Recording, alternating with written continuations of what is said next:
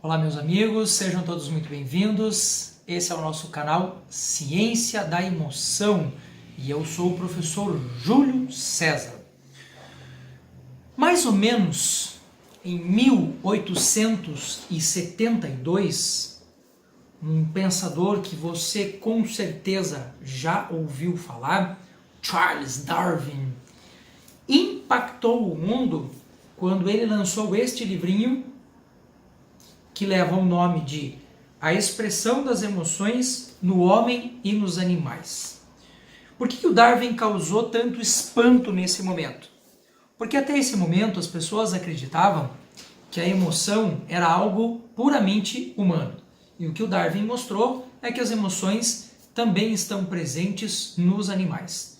E nem precisa ir muito longe, né? Se você tem um gatinho em casa, um cachorro, qualquer bicho de estimação, você sabe constatar com facilidade que esse bicho está alegre, que esse bicho está triste, que esse bicho está raivoso, tal qual nós também estamos muitas vezes.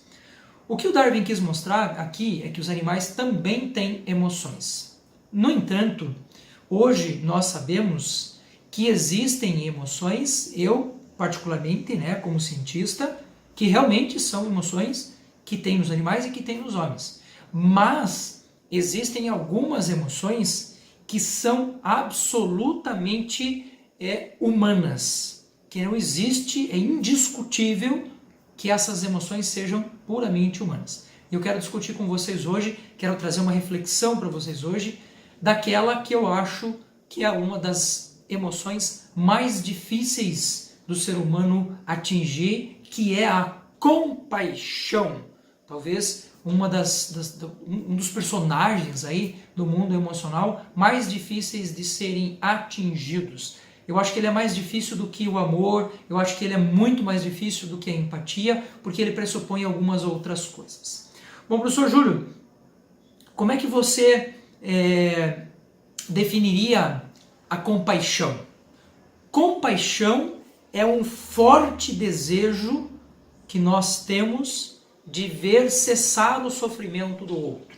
Vou repetir, um forte desejo que nós temos, que nós sentimos, por ver ou por fazer cessar o sofrimento do outro. Então, a primeira condição importante para a gente poder entender a lógica da compaixão é que não existe compaixão quando as pessoas estão bem, quando as pessoas estão tranquilas. Existe amor, mas não existe compaixão. Por que não, professor? Porque para existir compaixão precisa existir um desnível entre o que eu estou sentindo e o que a outra pessoa está sentindo. O que seria a compaixão? Um desejo meu para fazer com que aquilo que a outra pessoa está sentindo cesse, para que a gente volte a ter uma estabilidade. Então, isto é a compaixão. Algumas questões importantes para a gente poder decifrar esse conceito de compaixão. Veja, a compaixão não é a mesma coisa que a empatia, que já é um movimento emocional extremamente importante. A empatia é a capacidade que uma pessoa tem de se colocar no lugar da outra.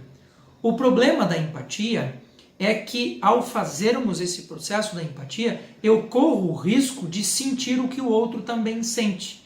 E aí, se ele está passando por uma dificuldade, se ele está passando por uma tristeza, é claro que eu preciso me sensibilizar, me colocar no lugar dele nesse sentido, para poder ajudá-lo. O problema é que, ao fazer isto, eu posso também me tornar depressivo. Ora, o que é a compaixão?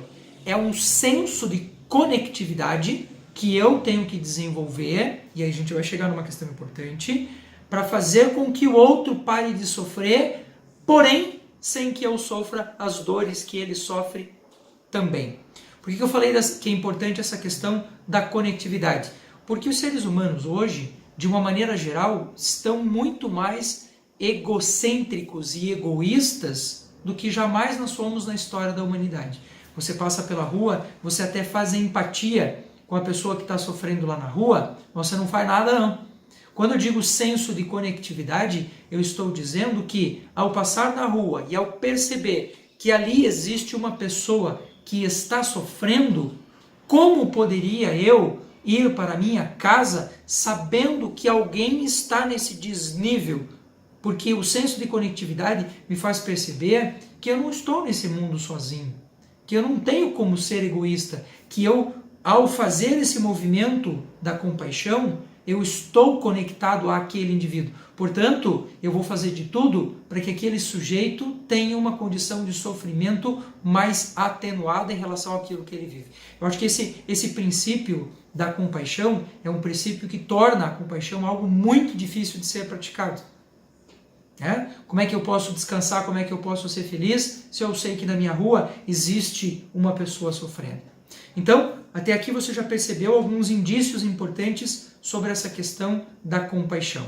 Então, o meu senso de conectividade, o anti-egoísmo, essa questão de fazer cessar o sofrimento no outro. Eu acho que essas condições elas são básicas para o ser humano, de uma maneira geral, viver bem. Agora, se o meu senso de conectividade me leva um pouquinho adiante, eu vou perceber que os seres humanos não são a minha única preocupação. O ser humano pode desenvolver a compaixão não apenas por outros seres humanos, mas por outros seres de maneira geral. Sejam eles vegetais, sejam eles animais. Como é que eu poderia viver bem a minha vida se eu sei que o meu planeta está sendo destruído? Percebeu? Então, o senso de compaixão, ele envolve muito mais coisas. Uma última questão que eu chamo a atenção aqui, e que se torna uma dica importante, é que a compaixão, como uma emoção humana, estritamente humana, não é algo que nasce com as pessoas. Ninguém nasce compassivo. As pessoas se tornam compassivas. Por isso, é necessário um movimento em que a gente está buscando o desenvolvimento da compaixão. É por isso que, essencialmente, ela é humana. Perfeito? Tranquilo? Dominado o conceito de compaixão? Agora a gente precisa correr atrás e praticá-lo. Grande abraço a todos e espero vocês no próximo vídeo.